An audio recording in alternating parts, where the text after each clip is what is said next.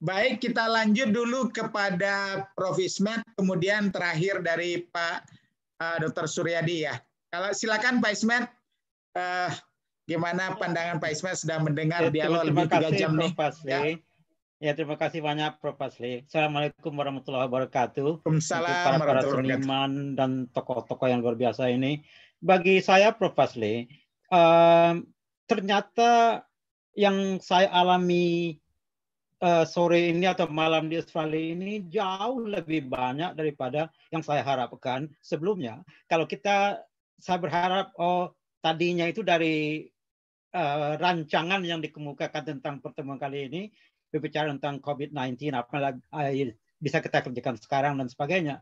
Tetapi ternyata bagi saya yang paling atau sangat mengesankan itu adalah betapa besar variasi-variasi keterampilan seniman Minang dan di berbagai tempat di mana saja begitu, dengan jaringan-jaringan mereka yang luar biasa. Nah, bagi saya ini satu catatan yang timbul di kepala saya, seperti sering Pak Fasli lakukan.